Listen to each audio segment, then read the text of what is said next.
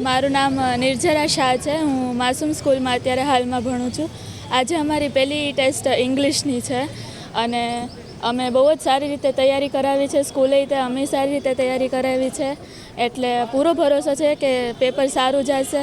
સહેજે nervousness નથી, કારણ કે સરખી રીતે તૈયારી કરી છે. દરરોજ on an average 5 to 6 hours અમે ડિસિપ્લિન સરખી રીતે વાંચતા હતા, અને એમાંય સવારે વહેલું ઉઠીને તમે વાંચો બ્રહ્મ મુહૂર્તમાં, તો એમાં વધારે ફાયદો થાય છે, વધારે તમે યાદ રાખી શકો. અને મોસ્ટ ઇમ્પોર્ટન્ટ, તમે લખીને પ્રેક્ટિસ કરો. એટલે લખીને જ્યારે પ્રેક્ટિસ કરો ત્યારે તમારે વધારે યાદ રહે છે, એટલે સરખી રીતે તૈયારી થઈ છે. મારું ડ્રીમ છે કે હું મોટી થઈને એક ડૉક્ટર બનું. મને મેડિકલમાં બહુ રસ છે, બાયોલોજીમાં બહુ રસ છે, અને હું એના માટે સખત મહેનત કરવા તૈયાર છું. દીપશિકા જેઠવા છે મારું નામ.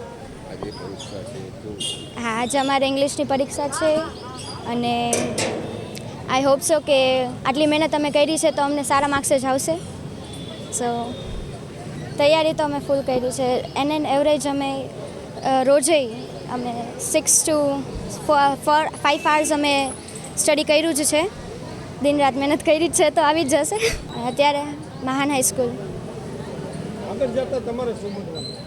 હજુ સર ડિસાઈડ તો નથી કર્યું. અમારો ગોલ છે અત્યારે તો એ ગ્રુપમાં જવાનું છે, ડિસાઈડ નથી કર્યું. આજે આપ જોઈ શકો છો, ન્યૂ એરા સ્કૂલ ખાતે આજે વહીવટી તંત્ર દ્વારા, સિનિયર ઓફિસર્સ દ્વારા બાળકોને ઉત્સાહવર્ધન કરવા માટે, બાળકોના વાલીઓમાં એક મેસેજ આપવા માટે, બાળક જે પણ અત્યારે આપણે એક્ઝામ આપવા માટે 10મા ધોરણના એક્ઝામ આપવા માટે જઈ રહ્યા છે, આ તમામ બાળકોને ખૂબ જ સારી રીતે સ્કૂલના ટીચર્સ દ્વારા પણ આનું સ્વાગત કરીને, આનો મોઢો મીઠો કરાવીને આને મોકલવામાં આવી રહ્યા છે. સાથે સાથે બધાનું ઉત્સાહવર્ધન પણ કરવામાં આવે છે. એક તણાવમુક્ત, એક ભયમુક્ત, એક સંકોચમુક્ત વાતાવરણમાં એક્ઝામ આપી શકે. આખા વર્ષ બાળકોએ ખૂબ સારી રીતે સ્ટડી કરી જ છે, અને જ્યાં એક્ઝામમાં એકદમ તણાવમુક્ત માહોલમાં એક્ઝામમાં આપશે તો આનું રિઝલ્ટ સારું આવશે. તમામ વાલીઓએ અને ટીચર્સ અને બધા બાળકોને એક મેસેજ આપવા માંગે છે કે આ જીવનનો એક અંતિમ લક્ષ્ય નથી, આ એક પડાવ છે. આના કરતાં પણ મોટી ચુનૌતીઓ આવવાની છે, તો જીવનમાં કોઈ દિવસે ચુનૌતી જે આવવાની છે આનાથી કોઈ દિવસે ગભરાવાનું નથી.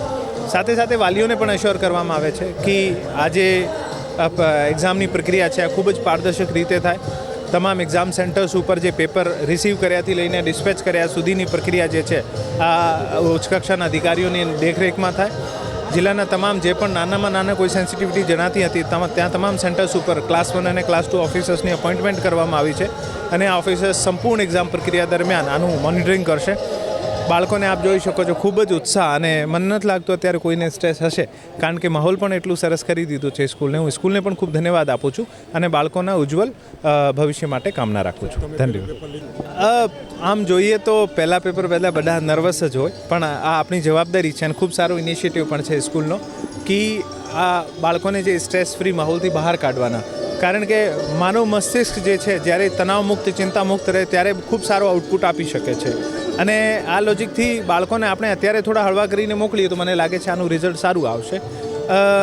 સમયના સાથે આપણે ઘણી બધી વસ્તુઓને, રાજ્ય સરકારે મેન્ટલ હેલ્થના સ્ટ્રેસ ફ્રી માહોલમાં એક્ઝામ કન્ડક્ટ કરવાના, બાળકોનું ઉત્સાહવર્ધન કરવા માટે ઘણા બધા ઇનિશિયેટિવ લીધા છે, અને આ સમયના સાથે જરૂરી પણ છે. અમારા સમયના આ સમયમાં ઘણો ફરક આવી ગયો છે, પણ અત્યારે બાળકો પણ વધારે આપણે કોન્ફિડન્ટ જોવા મળે છે, અને તંત્ર અને સ્કૂલ પણ એટલી જ મહેનત કરે છે. હું તમામને આના ઉજ્જવલ ભવિષ્યની શુભકામનાઓ આપું છું. ધન્યવાદ.